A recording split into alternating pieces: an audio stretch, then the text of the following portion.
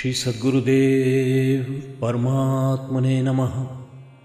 श्री रामचंद्राय नमः।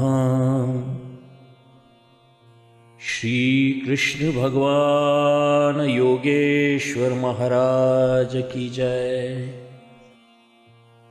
इसके पहले ही आपने पहला अध्याय सुना गीता का। पहले अध्याय में अर्जुन कहता है, अब तो मैं यही समझता हूँ कि इसके बाद भी जिंदा रहने से ज़्यादा श्रेयस्कर यही है कि मैं अपने शस्त्रों को फेंक दूँ और इन्हीं लोगों के प्रहार को प्रसन्नतापूर्वक सहन करूँ। यदि ऐसा करने में मेरे प्राण भी चले जाए तो भी वह अच्छी बात है, पर यह घोर पाप करने की मेरी तनिक भी इच्छा नहीं है। और फिर संजय महाराज धृतराष्ट्र से कहते हैं कि अर्जुन ने ये सब बातें भगवान से कही, फिर आगे क्या हुआ उसे भी सुने। इसके बाद अर्जुन को बहुत दुख हुआ और उसकी दशा असहनीय हो गई। उसी दुख के आवेश में वह रथ से नीचे उतर पड़ा, जैसे कोई राजकुमार पदच्युत की दशा में सर्वथा तेजहीन हो जाता है अथवा सूर्य राहु से ग्रसित होने के कारण निस्तेज हो जाता है, किंवा महासिद्धि का लोभी तपस्वी भ्रमिष्ठ हो जाता है और फिर कामना के वशीभूत होकर वह दीनहीन हो जाता है। वैसे ही रथ से उतरा हुआ वह अर्जुन दुख के कारण अत्यंत जर्जर सा दिखाई देने लगा। तत्पश्चात उसने धनुष बाण का परित्याग कर दिया। उसका धैर्य जाता रहा। उसकी आंखों से अजस्र जलधारा प्रवाहित होने लगी। संजय ने कहा, हे महाराज, बस ऐसी उसकी अवस्था होगी। ऐसी घटना उस जगह घटी। अर्जुन को दुखी देखकर वैकुंठ के स्वामी भगवान ने, श्री कृष्ण ने उसे किसी प्रकार परमार्थ का ज्ञान कराया। और किस प्रकार कराया, श्री निवृत्तिनाथ का दास ज्ञानदेव कहता है कि इसका विशद वर्णन अब आगे मिलेगा, जो सुनने में रोचक एवं कुतूहल उत्पन्न करने वाला होगा। इस प्रकार पहला अध्याय समाप्त हुआ। इसके बाद दूसरा अध्याय शुरू होता है। इसके सुनने से पहले हम 2 श्लोक पढ़ लेते हैं। यम ब्रह्मा वरुणेन्द्र रुद्रमरुतः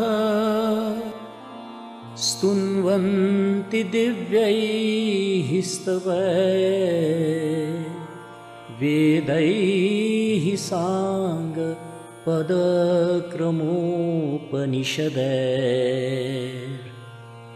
गायन्ति यं सामगाः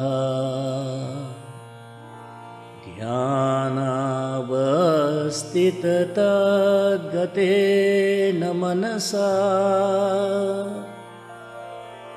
पश्यन्ति यं योगिनो यस्यान्तं न विदुः सुरासुरगणा देवाय तस्मै नमः। मूकं करोति वाचालं पङ्गुं लङ्घयते गिरिं यत्कृपातमहं वन्दे परमानन्दमाधवम्।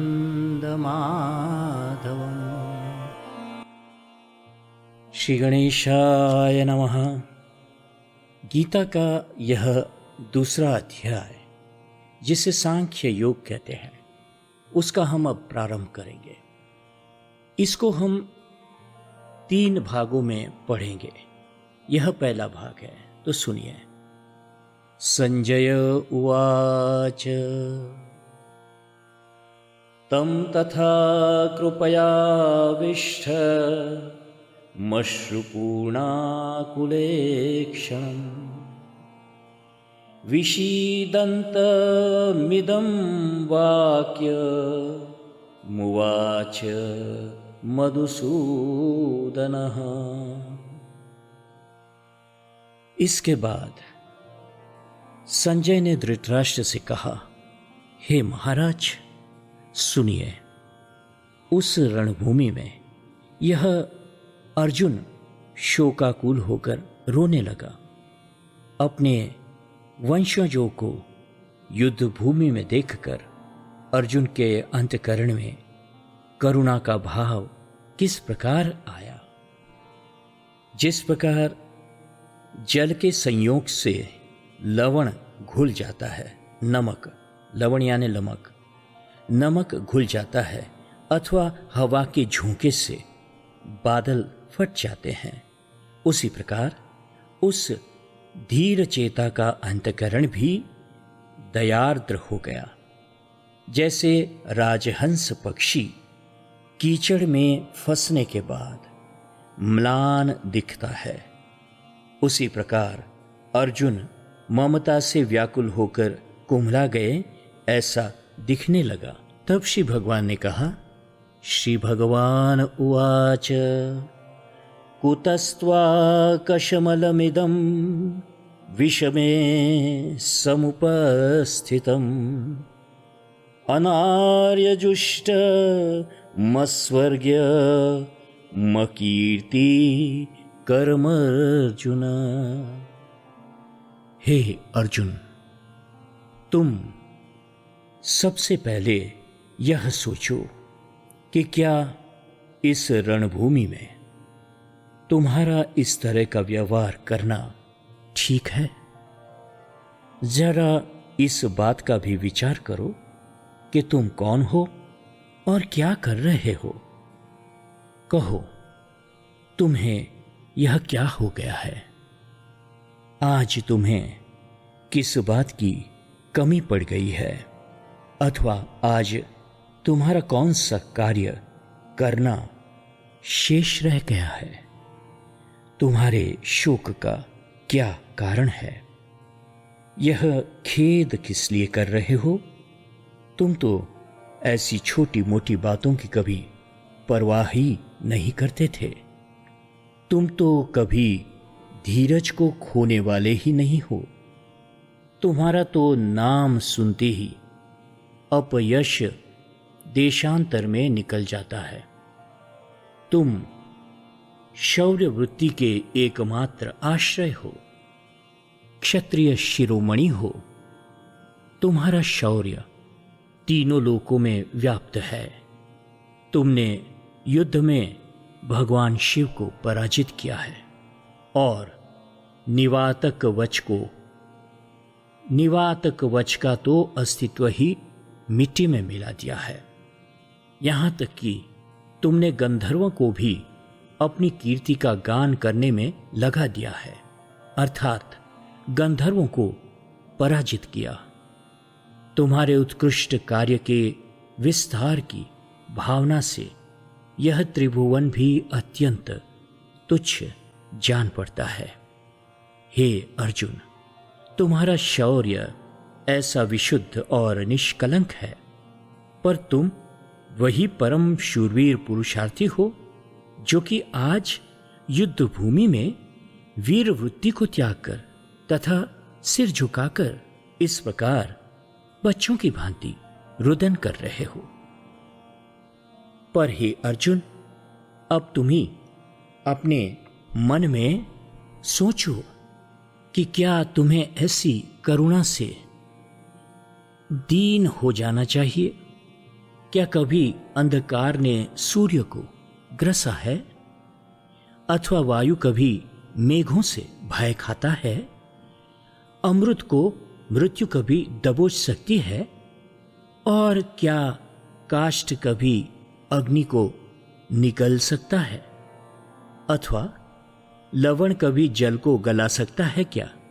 या कालकूट नामक विष किसी अन्य विष के स्पर्श से मर सकता है?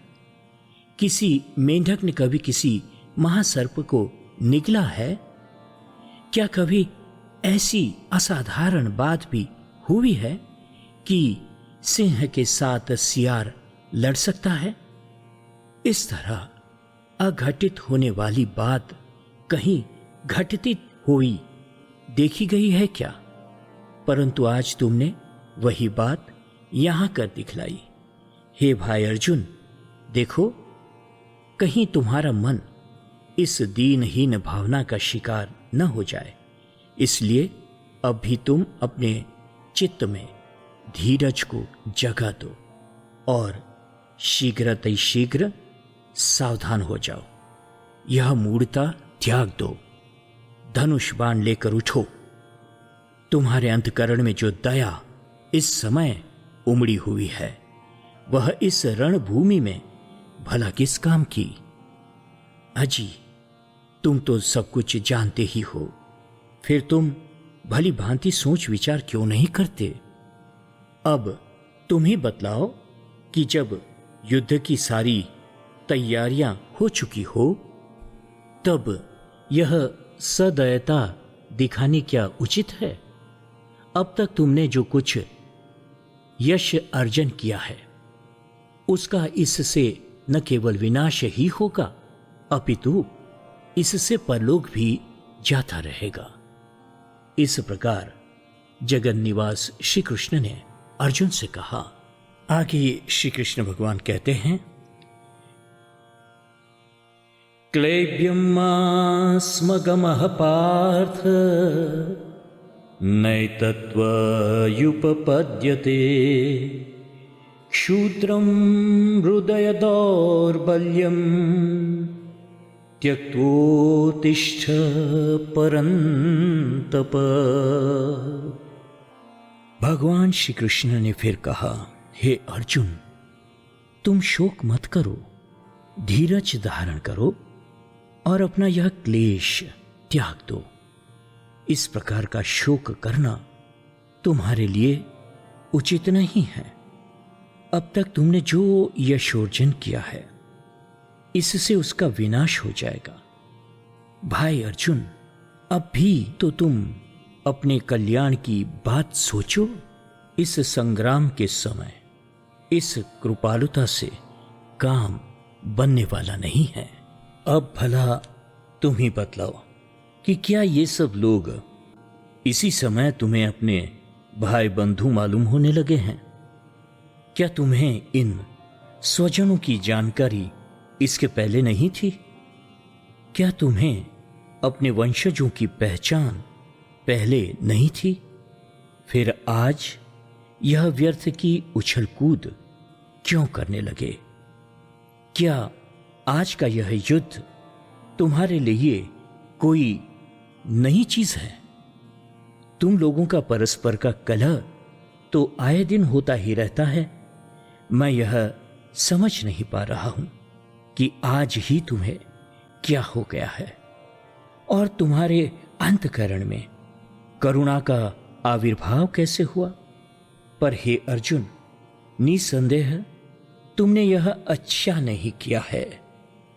तुम्हारे इस महामोह का यही फल होगा कि अब तक की उपार्जित सारी की सारी प्रतिष्ठा मिट्टी में मिल जाएगी। इतना ही नहीं, पारलौकिक हित से भी हाथ धो बैठोगे। शूरवीरों को तो युद्ध भूमि में अंतःकरण की दुर्बलता के साथ कोई लगाव ही नहीं रखना चाहिए। इस प्रकार का लगाव रखना तो युद्ध में क्षत्रिय का पतन ही जानना चाहिए।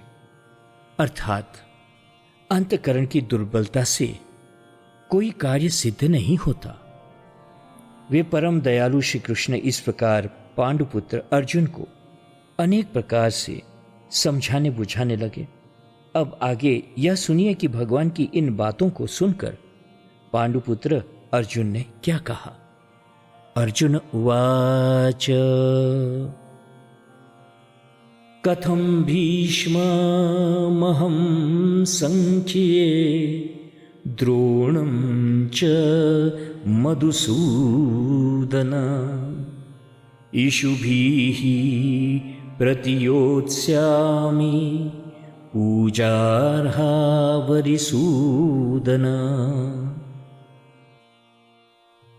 अर्जुन ने कहा, हे देव सुनिए, इन सब बातों का तो यहां कोई औचित्य ही नहीं है।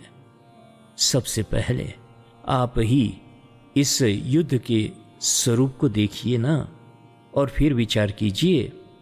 यह केवल युद्ध ही नहीं है, अपितु प्रमाद है, बड़ा भारी अपराध है, जो मेरी दृष्टि में प्रकट पाप है।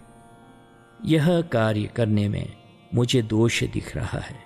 यदि मैं युद्ध में प्रवृत्त होता हूं तो मुझे इस पाप का भोगी होना पड़ेगा।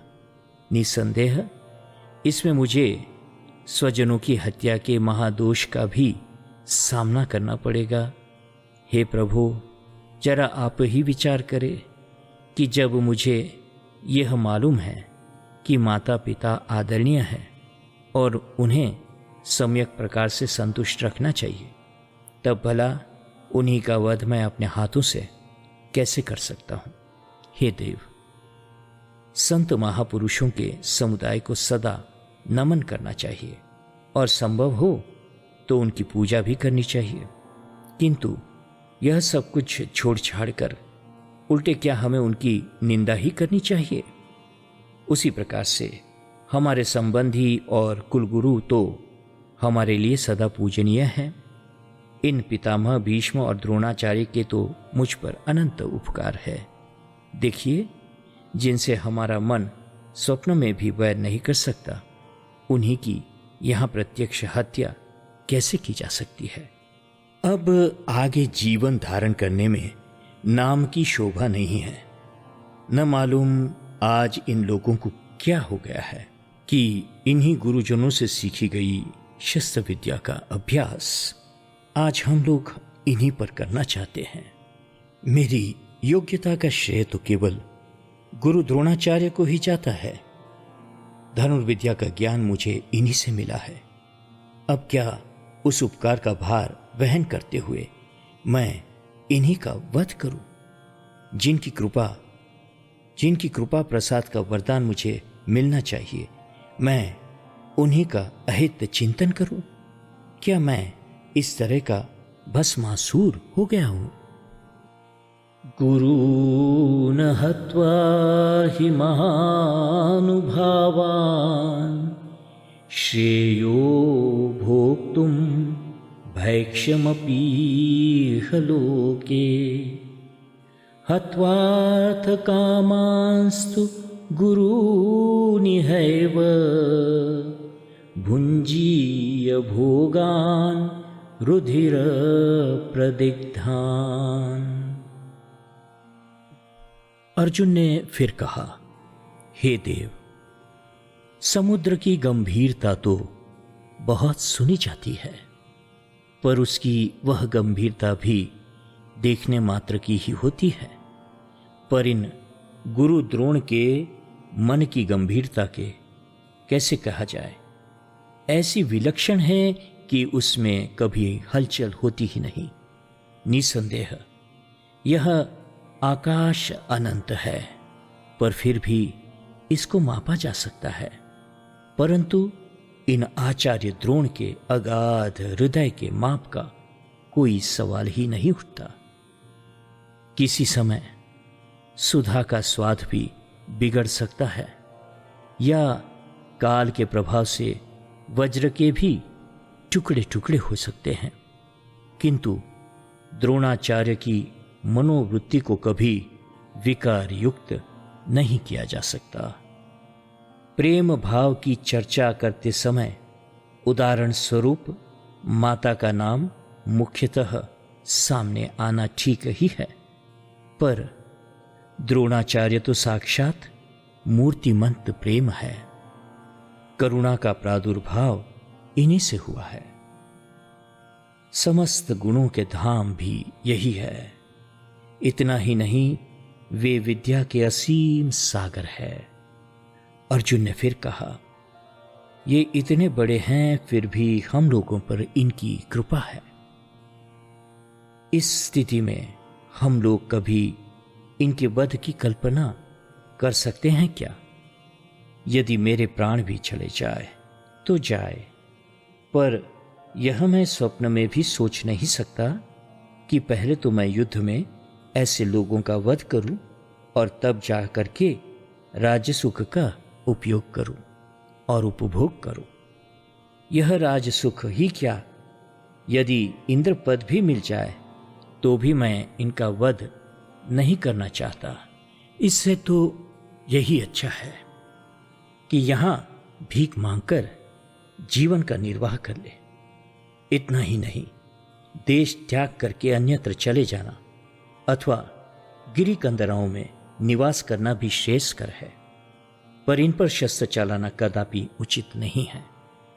हे देव, जिन बाणों पर अभी नई नई धार लगाई गई है, उन बाणों से इन लोगों के मर्म स्तर पर आघात करना, मर्म स्थान पर आघात करना और फिर उनके रक्त से सने हुए सुख भोग को प्राप्त करना, भला ऐसे सुख भोग को लेकर कोई क्या करेगा? रक्त से सना हुआ वह भोग भला क्या सुख देगा? बस यही कारण है कि यह विचार मुझे भाता ही नहीं, इसलिए आपकी ये बात मुझे पसंद नहीं है। अर्जुन उस समय इन सब बातों को बताकर श्री कृष्ण से पूछा, हे भगवान, अब तो मेरी ये सब बातें आपकी समझ में आ गई ना? किंतु अर्जुन के अंतःकरण में इस बात का भी भरोसा नहीं होता था कि श्री कृष्ण ने मेरी ये सब बातें मनोयोग पूर्वक सुनी है। इस बात का विचार होते ही अर्जुन बहुत व्यग्र हुआ और उसने फिर पूछा, हे प्रभु, इसका क्या कारण है कि आप मेरी बातों पर गौर ही नहीं करते हैं? न चैतद्विग्मः कतरन्नो गरीयो यद्वा जयेम यदि वा नो जयेयुः यानेव हत्वा न जिजीविषाम स्तेव स्थिताः प्रमुखे धार्तराष्ट्राः। हे भगवान, मेरे मन में जो जो बातें थी वे सब की सब मैंने स्पष्ट रूप से आपसे कह दी। अब यदि वास्तविक तत्व इससे कुछ पृथक हो, अलग हो, तो उसे आप ही जाने। यहाँ युद्ध के निमित्त हमारे समक्ष वे ही लोग उपस्थित हैं जिनके विषय में हमें यदि कहीं से भी यह भनक भी लग जाए कि इनके साथ हमारी शत्रुता है, तो हमें सचमुच में तत्क्षण प्राण छोड़ देने चाहिए। ऐसी दशा में यह बात मेरी समझ में नहीं आती कि अब ऐसे लोगों का वध करना उचित है अथवा इनसे युद्ध करना। इसके बाद यह एक मुख्य श्लोक है, 7वां श्लोक दूसरे अध्याय का। पहले आप इसे सुनिए। कार्पण्य दोषो पहत स्वभावः पृच्छामि त्वां धर्म सम्मूढ़चेताः यच्छ्रेयः स्यान्निश्चितं ब्रूहि तन्मे शिष्यस्तेऽहं शाधि मां त्वां प्रपन्नम्। बहुत कुछ सोच विचार करने पर भी मैं अभी तक यह जान नहीं पाया हूं कि मेरे लिए इनमें से कौन सी बात हितकर है। इसका प्रमुख कारण यह है कि मोह ने मेरे चित्त को व्याकुल कर दिया है। जैसे अंधेरा छा जाने से नेत्रों का तेज चला जाता है और तब अत्यंत निकट की वस्तु भी नहीं सूझती। हे देव, ठीक वैसे ही दशा इस समय मेरी भी हुई है। सच्चाई यह है कि मेरा मन भ्रमित हो गया है और मेरा हित किस में है यह मेरी समझ में नहीं आ रहा है। इसलिए हे भगवान, अब आप ही इन समस्त बातों को पहले सोच समझ लें, फिर मेरे लिए जो हितकर बात हो उसे बताएं, क्योंकि आप ही मेरे मित्र है और आप ही मेरे सर्वस्व है। मेरे गुरु, बंधु बांधव, इष्ट मित्र, पिता, इष्ट देव और घोर आपदा से उबारने वाले आप ही हैं। आप ही हैं। क्या गुरु कभी अपने शिष्य का तिरस्कार करता है? क्या सागर ने कभी सरिता का साथ छोड़ा है? माता यदि अपने बच्चों को छोड़कर कहीं चली जाए तो क्या वह बच्चा जीवित रह सकता है? हे कृष्ण, आप ध्यानपूर्वक सुने, ध्यानपूर्वक मेरी बात सुने। हे देव, इन दृष्टांतों की भांति मेरे लिए केवल आप ही आप है। अतएव मैंने अभी अभी जितनी बातें आपसे कही है, यदि वे बातें आपको न जचती हो तो हे पुरुषोत्तम, आप शीघ्र मुझे वह तत्व बतलाएं जो मेरे लिए हितकर हो तथा धर्म के अनुकूल हो। नहीं प्रपश्यामि ममापनुद्यात् यच्छोकमुच्छो क्षणमिन्द्रियाणाम् अवाप्य भूमा वसपत्नमृद्धं राज्यं सुराणामपि चाधिपत्यम्। अपने वंशजों को यहां देखकर मेरे मन में जो शोक उत्पन्न हुआ है, उसे भला आपके उपदेशों के अलावा दूसरा कौन दूर कर सकता है? अब चाहे मुझे पूरी पृथ्वी का राज्य ही क्यों न प्राप्त हो जाए अथवा इंद्रपद ही क्यों न मिल जाए, पर फिर भी मेरे मन का मोह मिट नहीं सकता।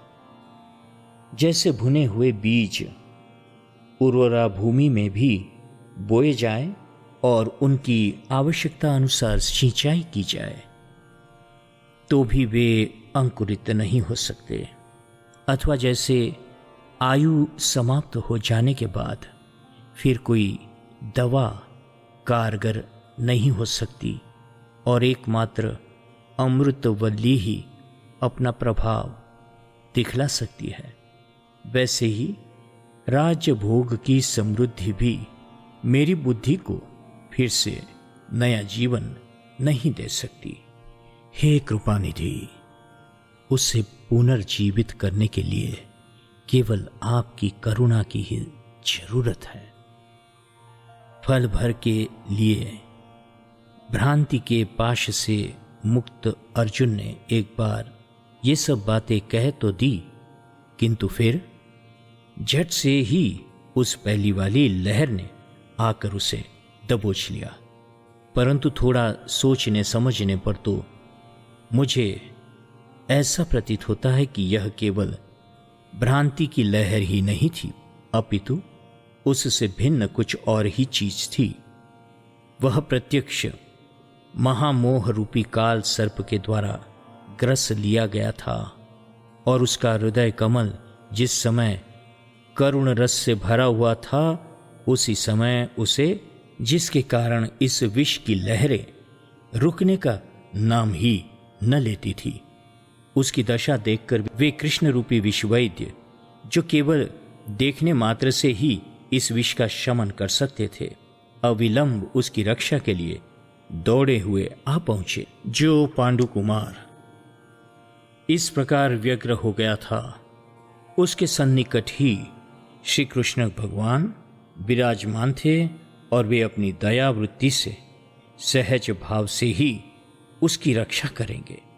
बस इन्हीं सब बातों को सोच विचार कर ही मैंने यह कहा है कि वह अर्जुन महामोह रूपी काल सर्प के द्वारा ग्रस लिया गया था। फिर उस समय वह अर्जुन वैसे ही भ्रम से ग्रसा हुआ था जैसे बादलों से सूर्य आच्छादित हो जाता है। किंवा अर्जुन दुख से वैसे ही जर्जर हो गया था जैसे ग्रीष्म काल में कोई पहाड़ आग लगने से एकदम झुलस जाता है।